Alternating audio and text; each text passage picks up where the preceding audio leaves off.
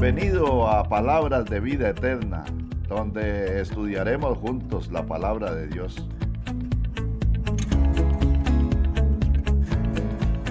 De manera expositiva haremos un recorrido en la Biblia, libro por libro, versículo por versículo, profundizando en la verdad de la palabra,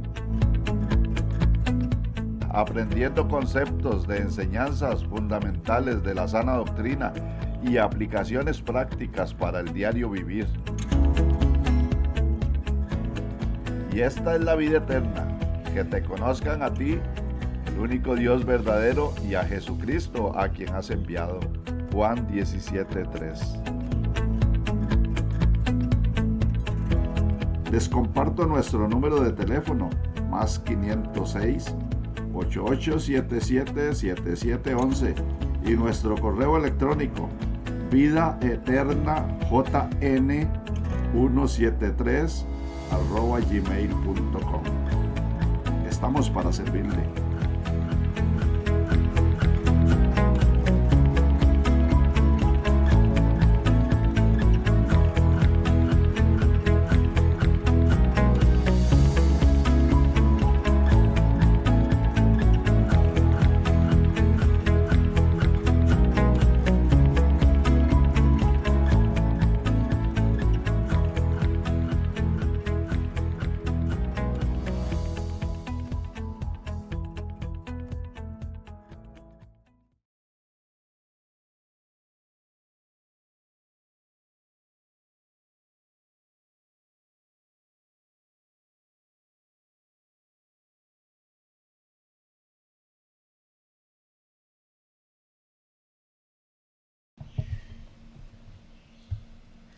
Muy bien, gracias por estar con nosotros en un programa más. Este es su programa Palabras de Vida Eterna. Estamos muy agradecidos de poder estar acá nuevamente con ustedes, ¿verdad, Oscar?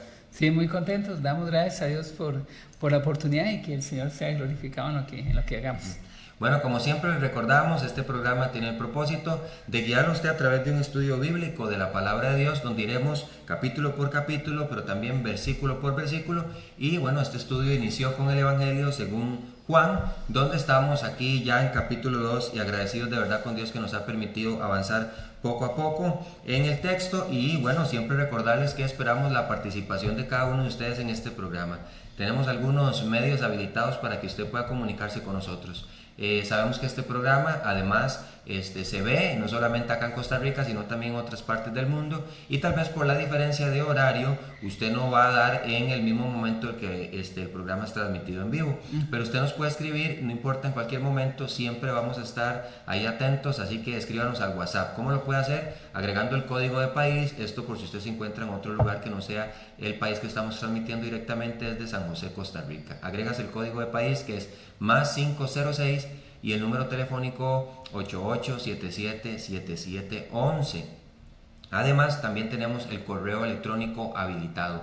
Usted puede escribirnos al correo electrónico, que es vidaeterna173@gmail.com. Recordarles también que este programa está siendo grabado en YouTube, así que usted verá estas grabaciones también ahí en YouTube. Ingresa a nuestro canal de YouTube como Sígueme CR y encontrará este programa en diferido y poder ponerse al día también con nosotros. Oscar, creo que agradecidos, como decimos, con el Señor por poder estar acá y ahora dar una seguidilla de capítulo 2 y principalmente entrando en el tema de la purificación del templo. Sí, Qué importante. Muy importante, y vamos acá a ubicarnos en lo que ha venido dando los versículos anteriores. Jesús acaba de terminar de hacer un milagro de transformación y ahora va con un milagro de purificación. Este proceso es lo que ocurre en las vidas de las personas, ¿verdad? Él empieza primero con una conversión y ahora con una purificación. Vamos a aprender mucho. Con eso hay una alarma, una llamada de atención, ¿verdad? Para que nosotros prestemos atención. Y si usted este día no se ha convertido a Cristo, este es el día. Pero también debemos entender que una vez convertidos, Dios empieza un proceso de purificación. A veces es extraña esta historia, Eddie, pero nos deja mucho, mucho para la vida práctica. Bueno, vamos a ir aquí leyendo sobre el texto, importantísimo, como dice Oscar, un tema relevante, un tema que también genera algún tipo de discusiones dentro de los estudiosos de las Escrituras, pero siempre viendo también, como decía Oscar, ¿verdad?, que empezamos de alguna manera, como lo llamamos, el libro de las señales, donde empezamos a ver los milagros de Jesús, Oscar, y muy importante también luego encontrarnos con esta escena que también es impactante, ¿verdad?, la reacción del Señor Jesús, y vamos a leer desde el versículo 13 al versículo 25, donde esperamos poder estar con ustedes el día de hoy durante este programa. Dice la palabra del Señor en Juan capítulo 2, versículo 13 en adelante. Estaba cerca la Pascua de los judíos y subió Jesús a Jerusalén. Y halló en el templo a los que vendían bueyes, ovejas y palomas, y a los cambistas allí sentados. Y haciendo un azote de cuerdas echó fuera del templo a todos, y las ovejas y los bueyes, y esparció las monedas de los cambistas, y volcó las mesas. Y dijo a los que vendían palomas: quitad de aquí esto, y no hagáis de la casa de mi padre casa de mercado. Entonces se acordaron sus discípulos que está escrito: el celo de tu casa me consume. Y los judíos respondieron y le dijeron: ¿qué señal nos muestras, ya que haces esto? Respondió Jesús y les dijo: destruid este templo y en 3 días lo levantaré. Dijeron luego los judíos: en 46 años fue edificado este templo, y tú en 3 días lo levantarás. Mas él hablaba del templo de su cuerpo. Por tanto, cuando resucitó de entre los muertos, sus discípulos se acordaron que había dicho esto, y creyeron la escritura y la palabra que Jesús había dicho. Estando en Jerusalén en la fiesta de la Pascua, muchos creyeron en su nombre, viendo las señales que hacía. Pero Jesús mismo no se fiaba de ellos, porque conocía a todos, y no tenía necesidad de que nadie le diese testimonio del hombre, pues él sabía lo que había en el hombre. Qué importante ahorita y qué interesante el relato de la purificación del templo, Oscar. Y a mí me gustaría que podamos ver aquí, Oscar, y que también nuestras personas que nos escuchan, nuestros televidentes, hermanos que llevan con nosotros el estudio, que aquí hay 2 eventos importantes en 2 tiempos específicos, porque el versículo 13, Osquitar, dice, ¿verdad? Estaba cerca la Pascua de los judíos y subió Jesús a Jerusalén. Ahora, este evento de la purificación del templo se desarrolla estando cerca la Pascua. Pero luego en versículo 23 dice, estando en Jerusalén en la fiesta de la Pascua. Entonces, el primer evento de la purificación del templo se da cerca de la celebración de la Pascua, y luego el segundo evento, ¿verdad?, que ya es cuando hablamos de Jesús, ¿verdad?, que no tenía necesidad de que nadie le diese testimonio al hombre, pues él sabía lo que había dentro del hombre o en el hombre, ¿verdad? En este caso ya estaba en la fiesta de la Pascua. Pero aquí vemos el registro de la purificación del templo, Oscar, al comienzo del ministerio de Jesús. Y ya para poder entrar en materia, Osquitar, ¿verdad? Y de una vez con el tema de debate entre los estudiosos, sí. Osquitar, ¿verdad? La pregunta es, ¿por qué Juan lo incorpora tan temprano? ¿Por qué luego en los evangelios sinópticos lo vemos después? Y la pregunta más importante que deberíamos hacernos, y que piensan también los estudiosos, podríamos decir ¿es un solo evento, son 2 eventos? ¿Y qué podemos decir acerca de la purificación del templo? Qué bueno, qué bueno. Este es uno de esos temas que siempre cuando en la Biblia hay algo que parece como una disputa, una contradicción, una incertidumbre, es porque Dios quiere enseñarnos algo. Entonces esto es muy valioso. Bajo este concepto tenemos que entender que vamos a enfrentar uno de los eventos claves en el ministerio de Cristo. Para algunos estudiosos o algunas personas creemos, dice, va a enojar conmigo, creemos que este evento ocurre en 2 oportunidades. Hay 2 oportunidades en las que, según la narrativa de Juan y de los otros sinópticos, o Mateo, Marcos y Lucas, hay una diferencia entre los eventos. Tal vez para marcar algunos, por ejemplo, se menciona que en la Pascua en la que Jesús llega, esta primera, no está antecedido por la entrada triunfal a Jerusalén.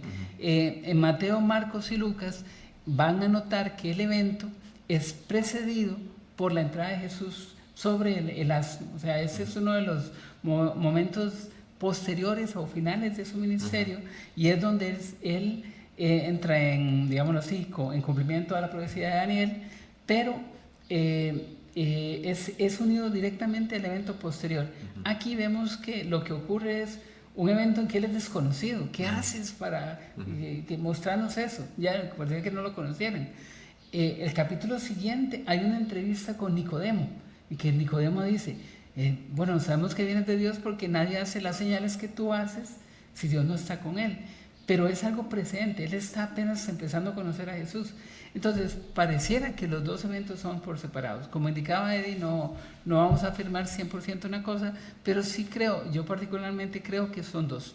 ¿Y qué es lo que estamos enfocando aquí, Eddie? Ahí, bajo el concepto básico de la enseñanza bíblica, estamos viendo un mensaje que habla sobre la pasión o el celo de Jesús por el templo de Dios. Y esto, tal vez más que se ocurre en este momento o en el otro, nos debe llamar a la reflexión para decir, Jesús estaba muy, muy interesado en lo que estaba pasando con su templo. Y eso mismo ocurre hacia nuestras vidas. Dios quiere preguntarnos a nosotros qué nos apasiona, y si lo que Él nos dio, como que era importante, que era su templo, su relación con Él, se ha descuidado de esa manera.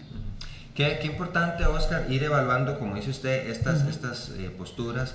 Y yo creo que una de las cosas que puede generar cierta duda es la celebración de la Pascua, ¿verdad? Porque sabemos muy bien que Jesús también celebró su Pascua la Pascua con los discípulos, ¿verdad? La celebración de la última cena que llamamos, ¿verdad? Y demás. Entonces creo que esto genera una cierta confusión, ¿verdad? Entre los eventos y poder decir, bueno, es un solo evento, son dos eventos. Pero creo que muy claramente, ¿verdad? Como decía Oscar, al final yo creo que el estudioso de la Biblia tiene que definir, ¿verdad? En base del estudio riguroso de las Escrituras, si hubieron dos eventos o hay un solo evento. Pero también creo que es importante que nosotros podamos darles a ustedes, ¿verdad? Un panorama en cuanto a los distintos estudios que han hecho distintos personajes de la historia humana, ¿verdad? En cuanto al estudio de las Escrituras, estudiosos de la palabra de Dios.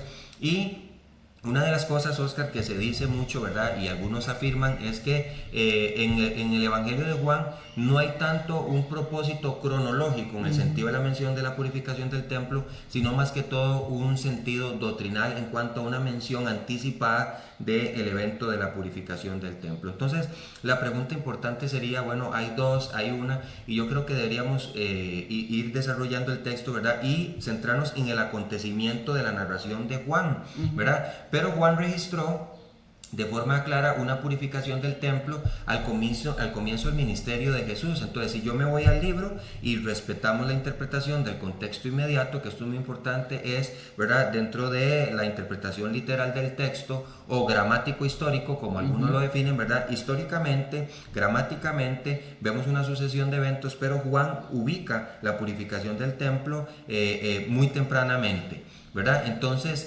aquí tenemos que ver, ¿verdad?, que mientras que los tres evangelios sinópticos registran una purificación del templo hacia el final del ministerio público del Señor. Correcto, sí. Entonces, por ejemplo, podríamos anotar algunas citas que son importantes, como Mateo capítulo 21 y versículos 12 al 13, donde tenemos la purificación del templo. Y dice esta narración: y entró Jesús en el templo de Dios, y echó fuera a todos los que vendían y compraban en el templo, y volcó las mesas de los cambistas y las sillas de los que vendían palomas, y les dijo: escrito está, mi casa, casa de oración será llamada, mas vosotros la habéis hecho cueva de ladrones. Luego también tenemos la narración de Marcos, capítulo 11, versículo 15 al 16, y dice aquí: vinieron pues a Jerusalén y entrando en el templo. Ahora, Oscar, aquí tenemos una comparación de textos. Recordemos que hay una regla de estudio bíblico que es comparar la escritura con la escritura, claro. ¿verdad? Entonces, esto nos va a ayudar a definir. Ahora, si yo vengo aquí a Juan capítulo 2, versículo 13, dice: y estaba cerca la Pascua de los judíos, y subió Jesús a Jerusalén, ¿verdad? Y ahora vea lo que dice Marcos capítulo 11, 15, él dice: vinieron pues a Jerusalén. Ahora, recordemos, ¿verdad?, que el evento crítico aquí que nos ayuda a identificar un poco es la Pascua, ¿verdad? Dice aquí: entrando Jesús en el templo, comenzó a echar fuera a los que vendían y compraban en el templo, y volcó las mesas de los cambistas y las sillas de los que vendían paloma, y no consentía que nadie atravesase el templo llevando utensilio alguno.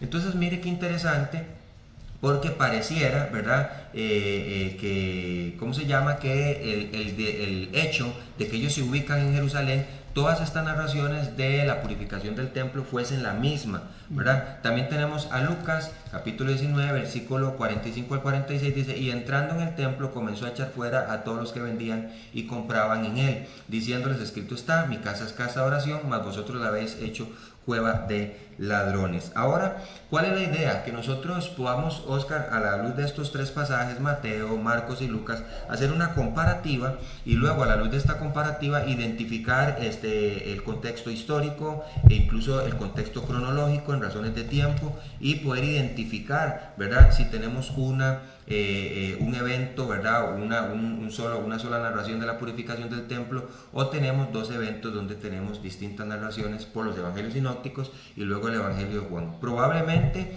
Oscar, y por eso decimos probablemente hubo dos purificaciones, ¿verdad? Puesto que hay diferencias en las narraciones. Cuando hacemos esa comparativa de las narraciones, entonces podemos decir, es que esta narración no es igual a esta narración, ¿verdad? Entonces yo creo que importante, Oscar, pensemos un poco, no solamente desde la perspectiva de la narración en sí mismo, sino que vayámonos al contexto histórico de Juan, el último evangelio escrito, ¿verdad? Juan conocía todos los eventos, ¿verdad? Incluso pudo haber tenido tal vez escrito el evangelio de Mateo, lo tenía, ¿verdad? sí, tenía la narración de Marcos, dicha por Pedro, la de Lucas por María, María fue la que aportó más, y Mateo. Entonces posiblemente tenía un bagaje de información, igual que la iglesia ya conocía, que la iglesia, hablando de los cristianos, ya conocía.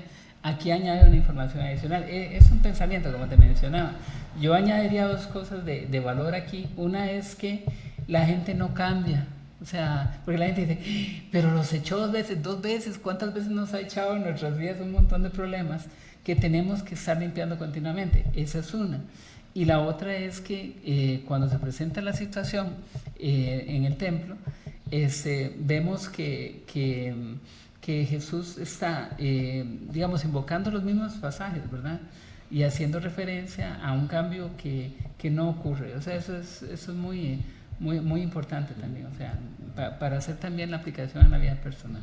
Aquí, Osquitar, ya para ir cerrando este primer segmento, entonces podemos decir que sin duda, y ya hablando un poco generalizado acerca del evento de la purificación del templo, qué piensan otros comentaristas, ¿verdad? Estudiosos de la Biblia. Sin duda Juan conocía los evangelios sinópticos, es claro, y él proveyó de cierto información complementaria, ¿verdad? La primera limpieza, ¿verdad? Podríamos pensar que tomó a la gente por sorpresa, pero la segunda, que ocurrió alrededor de 3 años después, fue una de las causas inmediatas de su muerte, ¿verdad? Y esto lo podemos comparar con Marcos capítulo 11, versículos 15 al 18. Entonces queremos que usted pueda quedar ahí entre, bueno, ¿qué sucedió? ¿Fue un evento? ¿Son 2 eventos? Y la idea es que nosotros queremos también animarle a que usted pueda hacer un estudio personal de las Escrituras. Oscar dijo su postura, ¿verdad? Me parece que son 2. Yo estoy de acuerdo con 2 eventos también distintos, ¿verdad? Pero lo que yo creo que sería más importante pensar es, el que haya 2 eventos o haya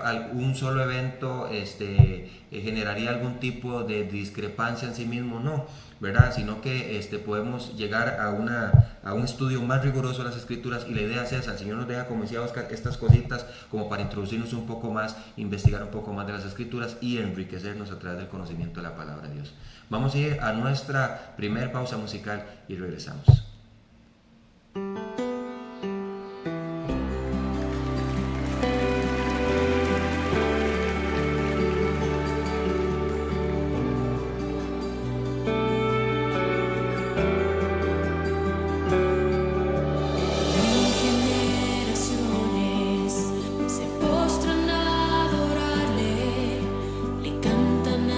Cordero que venció.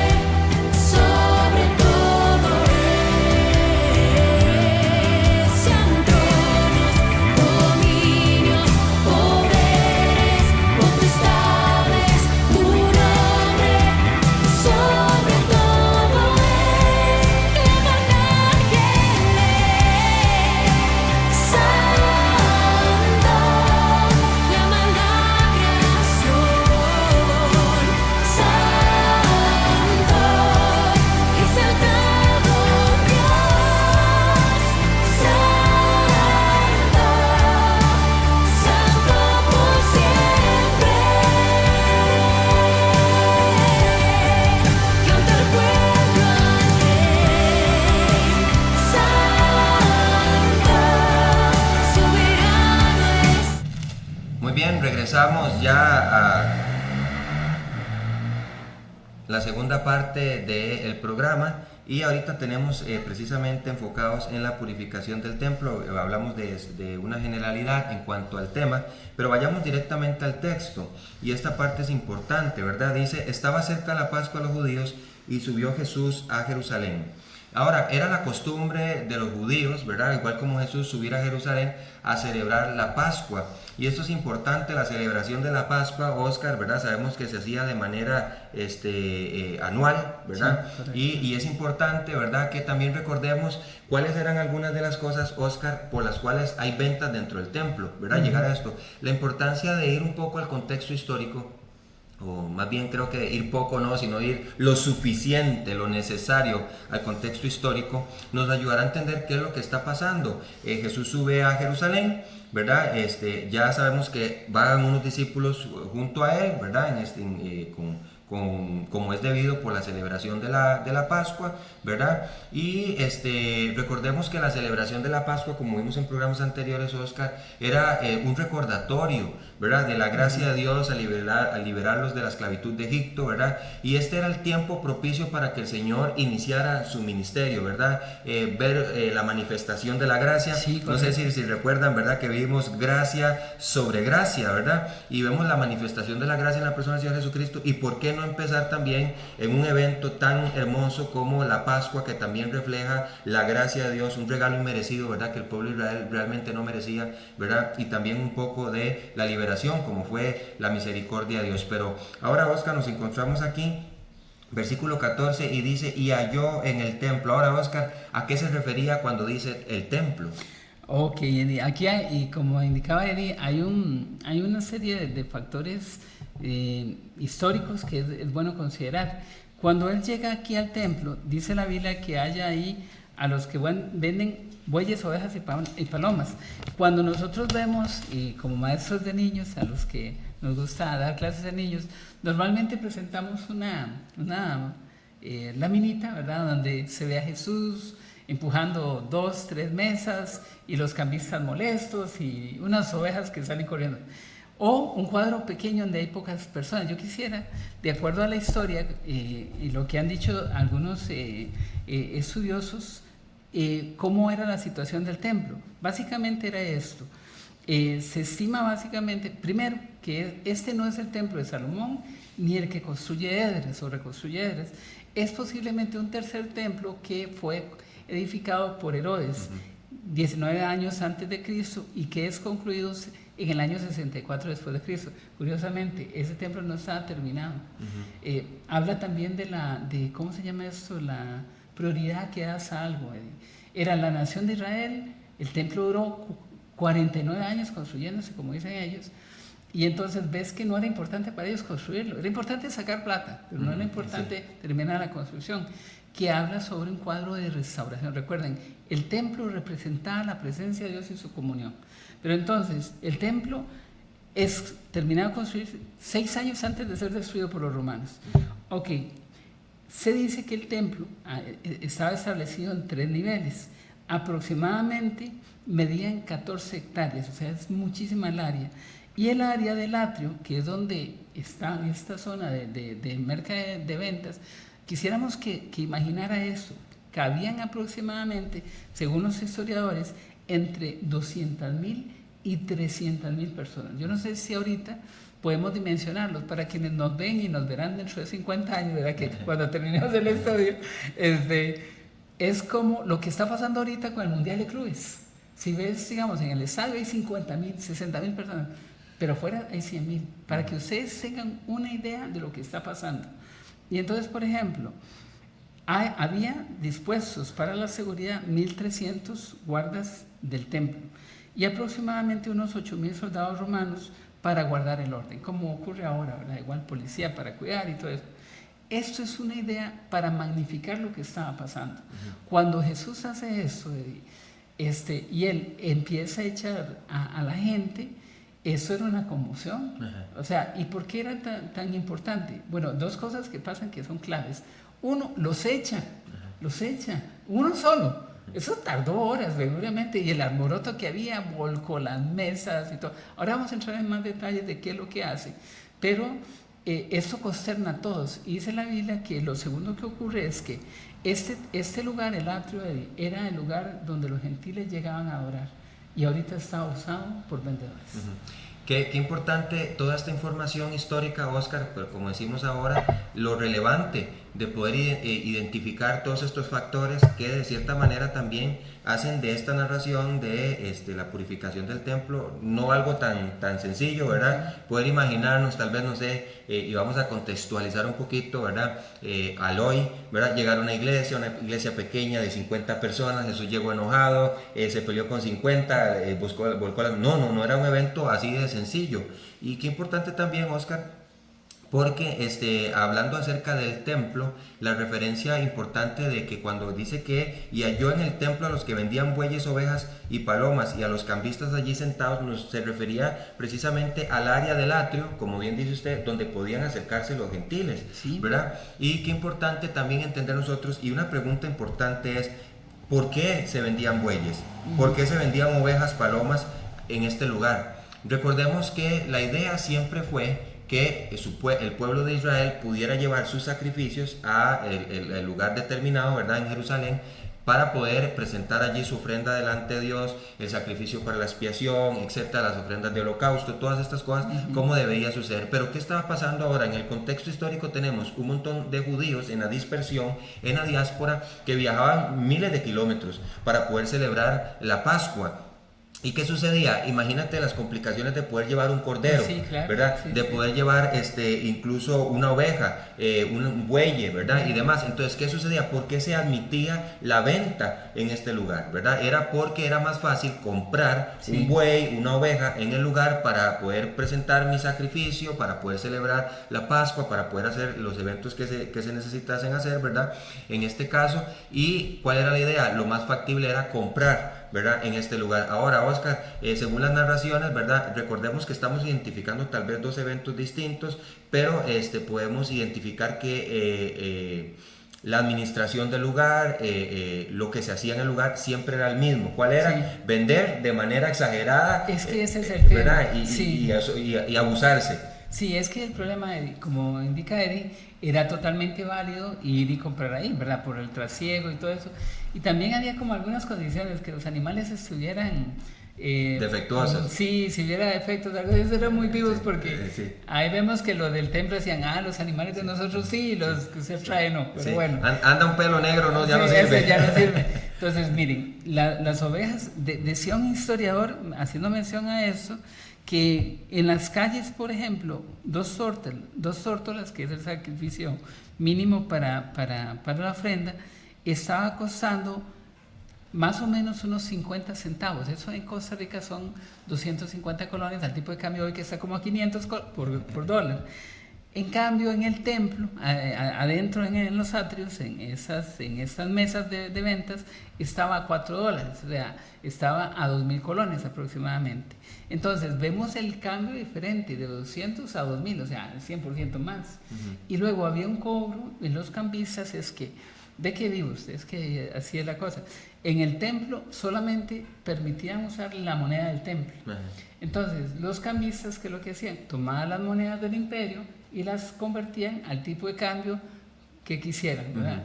Hay algo muy interesante, la gente decía, no, pero está mal. No, es que somos espirituales, no vamos a coger una moneda que trae la inscripción de ¿quién? Del César. Del César, que se cree Dios. No, ¿cómo vamos a orar a Dios? ¿Ven qué vivos? Sí, entonces, sí. no sé, la gente era abusada tremendamente. Entonces, ese es el contexto que hay que tener claro. Y qué importante esto, ¿verdad? Porque las cuotas para el templo debían pagarse en moneda tiria y los cambistas cobraban un alto porcentaje por cambiar las monedas. Esto que usted dice, Oscar, es muy importante. Ahora, ¿por qué el enojo de Jesús en medio de esto, ¿verdad? Y recordemos que el templo, ¿verdad? En sí mismo todo el sistema, ¿verdad? De la Pascua, de la adoración establecida, ¿verdad? Y demás, tenía un propósito específico. Claro que sí. ¿Y qué es lo que había pasado? Como pasa en los días de hoy, Oscar, el hombre que está en pecado, ¿verdad? Que tiene un corazón entenebrecido, y no porque algún hombre esté dentro del contexto religioso podemos decir que sea genuinamente un hijo de Dios, como sucede hoy, ¿verdad? Hay algunos que bien la Biblia lo llama los mercaderes de la fe.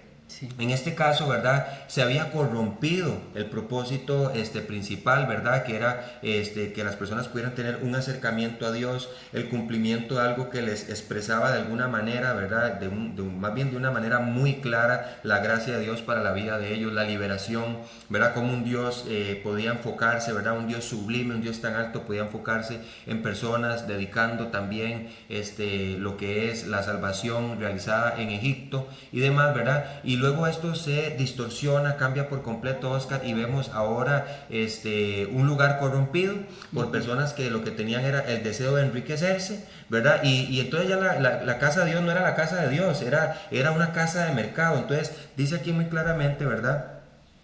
Halló en el templo Jesús a los que vendían bueyes, ovejas, palomas, y a los cambistas allí sentados. Ya marcamos por qué están ahí haciéndose estas ventas, y dice versículo 15, y haciendo un azote de cuerdas, echó fuera, ¿verdad? Aquí muy importante, del templo todos, y las ovejas y los bueyes, y esparció las monedas de los cambistas, y volcó las mesas, y dijo a los que vendían palomas, quitad de aquí esto, y no hagáis de la casa de mi padre casa de mercado. Todo el propósito de la casa de Dios, el propósito del hacer sacrificios, el recordatorio de la fidelidad de Dios, el recordatorio de la misericordia, la gracia de Dios para salvar, para perdonar a los hombres pecadores, para marcar a su pueblo, se había corrompido inmediatamente. Ahora, Oscar, evidentemente tenemos hoy esto, ¿verdad?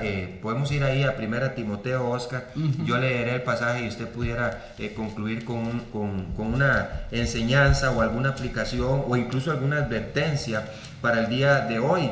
Pero aquí 1 Timoteo capítulo 6 y versículo 9 hay una fuerte exhortación en contra de esto. Dice, porque los que quieren enriquecerse, que era la situación con estos cambistas, con estas personas que vendían en el templo, ¿verdad? Caen en tentación y lazo y en muchas codicias necias y dañosas que hunden a los hombres en destrucción y perdición, porque raíz de todos los males es el amor al dinero, el cual codiciando algunos, dice, se extraviaron de la fe y fueron traspasados de muchos dolores. Identificado totalmente esta expresión de Pablo con estas personas que se encontraban en el templo. Correcto, sí. Y Eddie, también haciendo referencia, y así como vos lo indicas, la Biblia dice que lo que vendían eran bueyes, ovejas y palomas. Vea, es lo mismo que está pasando hoy.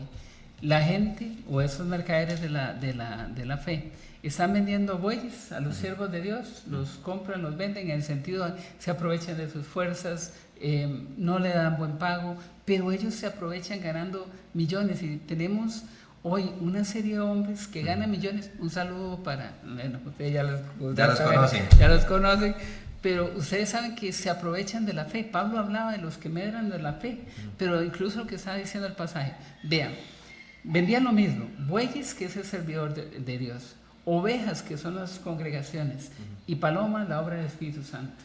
Y vean que Jesús azota y echa a todos, pero habla directamente de los que venden palomas, porque hoy en día hay un comercio con el Espíritu Santo enorme. Le están diciendo a la gente, pague por su milagro, ofrende para que Dios responda. Miren, esto no ocurre a la luz de la Escritura. Entonces tengamos mucho cuidado. Qué importante esta mención, Oscar, y recordemos por qué Oscar menciona a los bueyes como los obreros cristianos. ¿Por qué menciona a las ovejas como las iglesias, en este caso a los creyentes en sí mismos, en su totalidad, ¿verdad? Y a las palomas como el Espíritu Santo? Recordemos la regla que habíamos hablado de los tipos y los cuadros. Y vimos cómo en Génesis, ¿verdad? La paloma era un tipo del Espíritu Santo y lo comparamos que descendió el Espíritu como paloma. Pero cuando hablamos de bueyes, siempre es una referencia a obreros cristianos, ¿verdad? Y cuando Pablo dice que el obrero es digno de su salario, ¿verdad? Sí. Hace una representación con el buey que trilla, ¿verdad? Que no pongamos voz sal, etcétera, y las ovejas con creyente. Entonces, dentro de un contexto, de una aplicación muy personal, podemos ver lo que está sucediendo hoy. Unos que venden la fe, unos que comercializan el Espíritu Santo y hacen de las iglesias un lugar de negocios para sus propios intereses. Entonces debemos ser muy cuidadosos. La pregunta es, ¿cuál es el lugar en el que usted se está alimentando? ¿Quiénes son aquellas personas de las que usted está aprendiendo? ¿Acaso son lobos rapaces disfrazados de ovejas? Entonces debemos ser muy cuidadosos y entender que de la misma manera como en ese momento se necesitó una purificación del templo, hoy la iglesia necesita experimentar una purificación de aquellos falsos maestros, de aquellas personas que se están aprovechando de la obra de Dios para sus propios intereses. Yo creo que es una exhortación fuerte para hoy. Y algo rápido solamente, mire, si usted tiene un pastor que ama, que sirve, que usted lo ve sacrificarse por usted, que hay pastores que ganan nada casi, o sea, y dan para la obra. Yo he visto pastores que tienen salarios así y aún así ayudan a las personas que tienen necesidad en sus congregaciones. Entonces, ámelo, sírvelo y cuídelo. Importante. Bueno, vamos para nuestra segunda y última pausa musical y regresamos. El Dios de toda compasión me vio con gracia y favor, me libró del lodo, me sacó, me dio un nuevo corazón, mis pies en roca afirmó, me vistió su hijo ahora soy.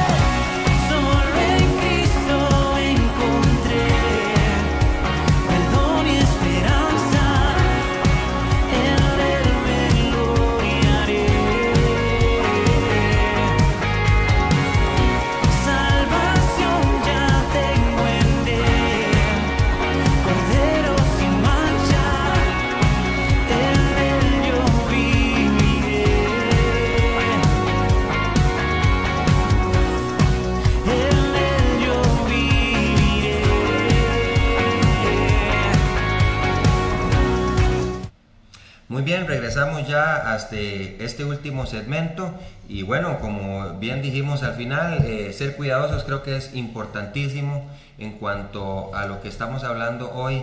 Y bueno, Oscar, ya aquí en versículo 15, ¿verdad?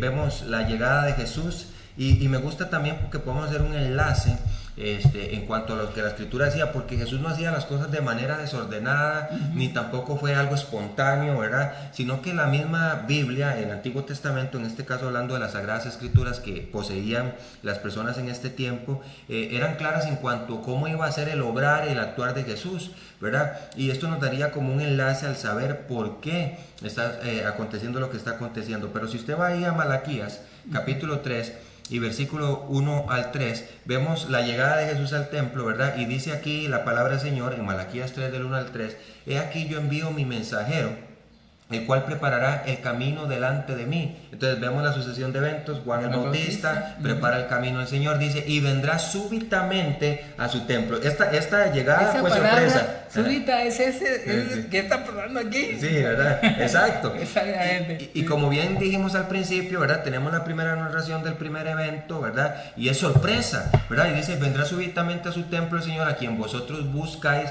Recordemos que era el anhelo del pueblo judío ver al Mesías llegar, ¿verdad? Ahora sabemos que los endurecidos, los religiosos, los incluso incrédulos, porque Jesús llama a muchos fariseos hijos del diablo, ¿verdad? Porque si fueses hijos de vuestro padre Abraham. Entonces, de la misma manera Pablo, Oscar dice que los verdaderos israelitas no son los descendientes nacionales o de sangre de Abraham, sino los de la fe realmente. Y sí, sabemos que son judíos por naturaleza, por medio de la descendencia, la línea de sangre de Abraham, pero Pablo había entendido algo más importante, ¿ok? Definiendo quiénes son realmente los hijos de Abraham, los hijos de la fe. Y en este caso, ¿verdad? El Señor a quien ellos buscaban y el ángel del pacto a quien deseáis vosotros. Dice aquí, he aquí viene, ha dicho Jehová de los ejércitos. Y hace una pregunta, Oscar, versículo 2, ¿quién podrá soportar el tiempo de su venida? Fue chocante, fue golpeante para todos los religiosos del tiempo de Jesús al ver las manifestaciones de Jesús, al ver su comportamiento, sus actitudes, ¿verdad? Y dice aquí, ¿o quién podrá estar en pie cuando Él se manifieste? Vemos constantemente las reprensiones de Jesús, las exhortaciones constantes, sepulcros blanqueados, ¿verdad?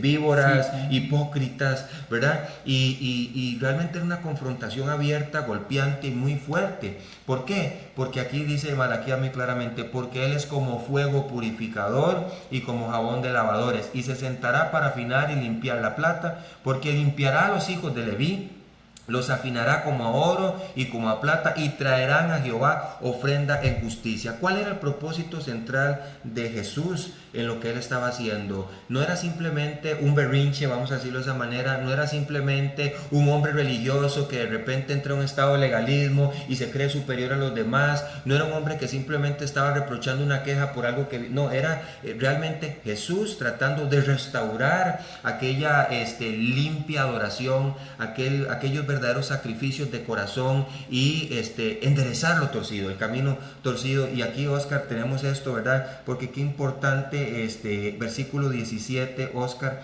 ¿verdad? Los discípulos se acuerdan de algo importante que usted podría leer también y explicarnos aquí en Juan capítulo 2 y versículo 17, ¿verdad? Dice, entonces se acordaron sus discípulos que está escrito, que dice, el celo de tu casa me consume. Me consume, correcto. Y ese hace referencia al Salmo 69.8, y tal vez sí puedes leer los 69.8 y 9, no sé si lo tienes ahí, pero también yo quisiera también reenfocar un poquito lo que está pasando ahí, que vimos que la gente no hizo nada. Israel ya había visto esto, o sea, esto era el cumplimiento, digamos, como de un evento que simbolizaba, ¿no? Que era un tipo, un cuadro, con el profeta Jeremías. No sé si tienes Salmo. Sí, Salmo 69, 8 y 9 dice, extraño he sido para mis hermanos y desconocido para los hijos de mi madre, porque me consumió el celo de tu casa y los denuestos de los que te vituperaban cayeron sobre mí. Sí, terrible. Denuestos es escupas. Aquí básicamente él está hablando del celo por su casa.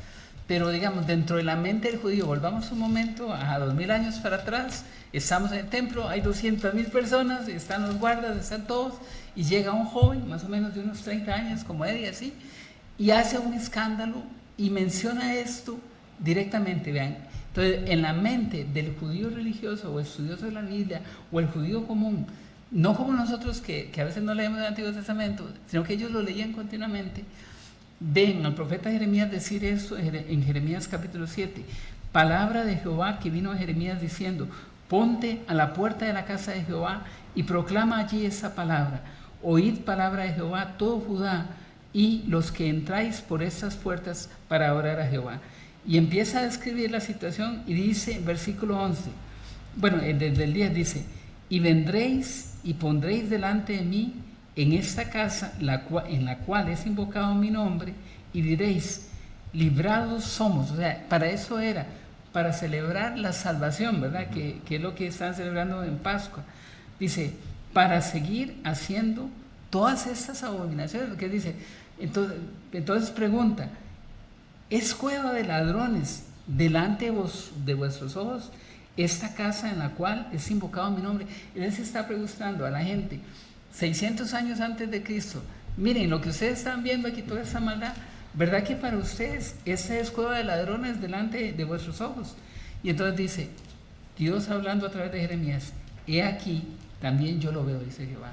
O sea, Dios mismo está diciendo: yo sé que ustedes ven que esta casa se ha convertido en una cueva de ladrones, y ahora quiero que sepan que yo también lo veo así.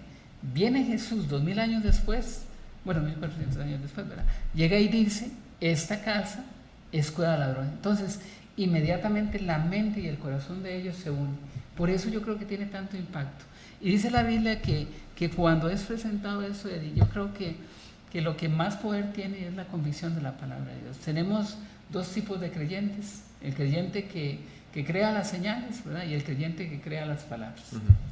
Qué importante, Oscar, y volvemos a lo mismo. ¿Cómo identificamos estas cosas, verdad? No vemos, como decíamos, un Jesús haciendo cosas por hacer, sino que todas estas cosas eran cumplimiento claro de las declaraciones de los profetas acerca del Cristo. Y yo me pregunto algo, Oscar, que yo creo que sería una muy buena aplicación práctica para aquellas personas que nos están escuchando. ¿De qué manera me he acercado tantas veces a las Escrituras como los judíos lo hacían desde pequeños, con la tradición oral, con la costumbre de memorizar, ¿verdad? Y cómo podían leer, y en un momento específico estar frente a los eventos reales predicados en la palabra, profetizados en las Escrituras, y simplemente no reconocerlos. Y precisamente, ¿verdad? Dice, ¿es cueva de ladrones? Una pregunta retórica, ¿verdad? ¿Es cueva de ladrones delante de vuestros ojos esta casa sobre la cual es invocado mi nombre? ¿Verdad? Y es una pregunta retórica porque a la misma vez se respondía: he aquí que yo también la veo, dice Jehová. Ahora, la pregunta es, Dios lo estaba viendo, pero ellos realmente estaban tan enfocados en lo suyo, el celo como el de Jesús, que era purificar el templo, purificar corazones, el purificar los ideales, el purificar los principios, las convicciones de los verdaderos adoradores, ¿verdad? En este momento, o de los más bien que estaban desviados. Ese era su prioridad, ese era su celo. Pero el de estos religiosos, su celo era por el dinero. Exactamente, sí. Yo creo que la gente lo sabía, lo veía y le molestaba. Es igual que hoy, uno ve a veces un señor en un jet privado y otro señor ahí diciendo que paguen por su milagro. Y esto es contrario a la Escritura y Dios va a juzgar eso, téngalo claro. Pero una de las cosas que pasa aquí es que ellos lo veían. En el tiempo de Jesús eran no los fariseos, sino los saduceos los que controlaban el dinero en el templo. Era un negocio. Por eso es que ellos tanto les preocupaba a Jesús, porque ellos decían: no puede ser que este se quede aquí, porque pronto todos creerán en él, vendrán los romanos y nos quitarán el templo. Y ustedes, ¿por qué el templo? Sí. Aman el templo. No, era el negocio. Era el negocio. Y qué importante, porque como dice usted, ¿verdad? Los saduceos, podríamos decir que era la rama política, ¿verdad? Los que mantenían todo este tipo de negociaciones con el pueblo romano, ¿verdad? Y demás. Y vea qué importante el conocer estos datos históricos que nos ayudan a comprender un poco qué es lo que estaba pasando, ¿verdad? Los intereses mayores de parte de ellos. Oscar, cosas preocupantes realmente que yo creo que son importantes que las toquemos es de qué manera estos falsos maestros el día de hoy han vendido tan bien sus falsas enseñanzas que las personas han sido adiestradas. Recuerdo algunas ocasiones escuchar personas decir: ¿quiénes somos nosotros para juzgarlos a ellos? hablando de que ellos La saben... Biblia dice, podemos juzgar con justo juicio. Sí, y ellos dicen, ¿quiénes somos nosotros para juzgar a ellos? ¿Verdad? Y refiriéndose a estas personas que están robando, ¿verdad? Y que si Dios las ha bendecido. Entonces, nosotros tenemos que marcar límites, ¿ok? Sí, no estamos en contra de que una persona tenga lo que necesita, que tenga bienes, es lo correcto, ¿verdad? Pero cuando las personas es claramente notorio que se han enriquecido por la fe de otros, por las intenciones genuinas de otros, esto queda en evidencia. Y la pregunta más importante que yo me hago, Oscar, y a la misma vez creo que tal vez esta afirmación que voy a hacer va a ser un poco difícil de digerir, ¿verdad? No sé si me va a pasar como las de Jesús en el templo, ¿verdad? Que va a haber uno más bravo con lo que voy a decir, pero lastimosamente muchos están recibiendo lo que merecen. Buscan al Señor por milagros solamente, buscan al Señor por riquezas, por bienes personales, por la satisfacción personal, por la prosperidad, por el crecimiento económico, porque en su trabajo les vaya bien. Y entonces cuando se topan con estos falsos maestros, simplemente están recibiendo de lo que están cosechando. Ahora, tal vez usted esté en este lugar y sea una confrontación tan fuerte como la que hizo Juan el Bautista, como la que hizo Jesús, pero sea lo que usted necesite para abrir sus ojos y decir, sí, estoy mal ubicado, estoy en un lugar incorrecto. ¿Qué hubiera pasado si estos fariseos, si estas personas que tenían la administración del templo hubieran visto y hubieran recordado Jeremías 7, Malaquías capítulo 3 y hubieran dicho, Señor, estamos mal, necesitamos cambiar? Todas las cosas hubieran sido distintas, pero ellos se endurecieron aún más. ¿Qué pasaría si usted ahora escucha precisamente esto? ¿Se va a endurecer o va a aceptar que realmente hay motivaciones en usted que no son correctas por las cuales usted está buscando al Señor? Muchos lo siguieron, Oscar, por los panes, por los peces, por los milagros, y aquí vamos a adelantarnos un poquito porque esto va a quedar para el próximo programa, pero recuerden que leímos algunos versículos, ¿verdad? Y dice aquí, ¿verdad? Estando Jesús, ¿verdad? En Jerusalén, dice, estando en Jerusalén en la fiesta de la Pascua, versículo 23 de Juan 2, dice, muchos creyeron en su nombre viendo las señales que hacía, pero Jesús mismo no se fiaba de ellos porque conocía a todos. Y qué importante, porque dice, muchos creyeron en su nombre. Dice, viendo las señales que hacía, pero Jesús mismo no se fiaba de ellos porque conocía a todos. Ahora, cuando yo leo muchos creían en su nombre, Oscar, podría parecer como que creyeron, ¿verdad? Pero dice que Jesús mismo no se fiaba de ellos porque conocía a todos. Esto me recuerda a mí a Mateo 7:21. Alejaos de mí, hacedores de maldad, porque nunca os conocí. Señor, en tu nombre hicimos. Ahora, tenemos hoy, Oscar, en el contexto de hoy, personas que creen que hay un Jesús. Sí, claro. Que creen que es el Hijo de Dios. Sí. Pero creen en Jesús como su Salvador y también como aquella persona que no solamente les ha salvado, aquel Dios que les ha salvado, sino que también les exhorta, les anima a un cambio, a una metanoia, a un arrepentimiento, en un cambio de vida, un cambio de mente. Muchas veces no. Entonces creen en Jesús, sí, en el hacedor de los milagros, pero no creen en la correcta identidad del hacedor de los milagros y qué es lo que eso nos demanda como hijos de Dios. Sí, hermano. Y aquí, tal vez resumiendo, digamos, el sentir nuestro es que usted conozca a Cristo. Hoy en día hay demasiadas señales negativas, ¿verdad? Muchas luces, y habrá muchos Jesuses, ¿verdad? Hay Jesuses que se acomodan a nuestras necesidades, digamos así, un Dios a nuestra semejanza, lo que hemos creado los seres humanos, pero el Dios de las Escrituras sigue siendo santo, y aquí el llamado es 3 lecciones básicas, Eddie, para terminar. Una, Dios sigue siendo santo, su templo es santo. Hoy en día no tenemos el templo físico, pero tenemos este templo, el cual debemos cuidar. Lo segundo es que Dios llegó a su templo, fue una visita. Hoy Cristo, ojalá que donde usted esté, si fue esta visita intempestiva con regañada incluida, ¿verdad? Usted puede decir, mira, sí, de verdad, tengo que reflexionar. Vean, la gente que estaba ahí y lo vio, decía, al fin alguien hizo algo, posiblemente. Nadie lo atrapó, todo el mundo estaba claro que eso era una cueva de ladrones, todo el mundo lo tenía claro, solo llega alguien y se atreve a decirlo. Y lo tercero es que ese día se celebraba la Pascua, era un canto, una celebración, bueno, canciones y todavía, pero una celebración de la salvación.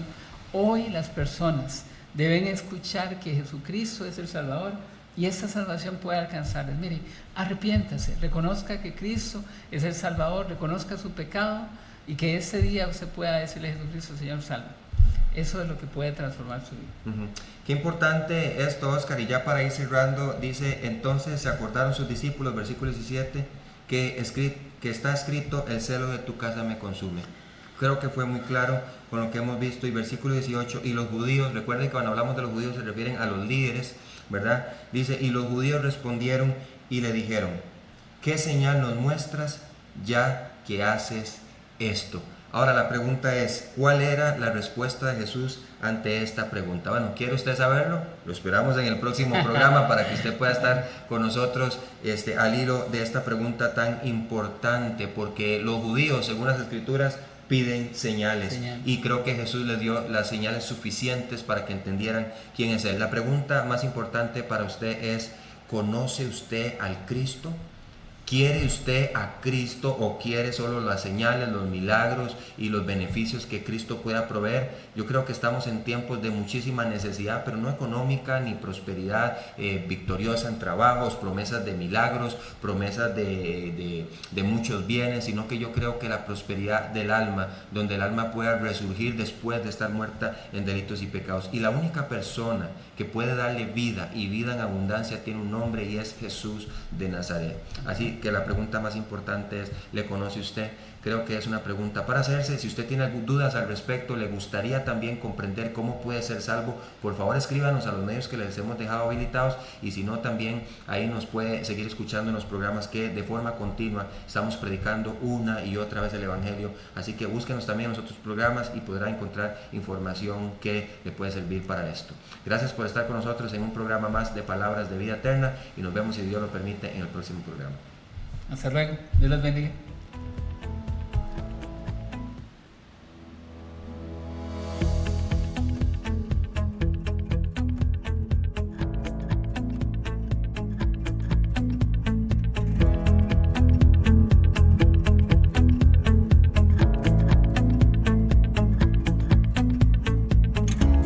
Gracias por su compañía en Palabras de Vida Eterna. Le esperamos en el próximo programa con más de la palabra de Dios, fortaleciendo su fe y crecimiento en el conocimiento de Dios. Que el Señor le continúe bendiciendo con sus abundantes riquezas en Cristo. Nos vemos próximamente. Continúe en sintonía de Sígueme Radio.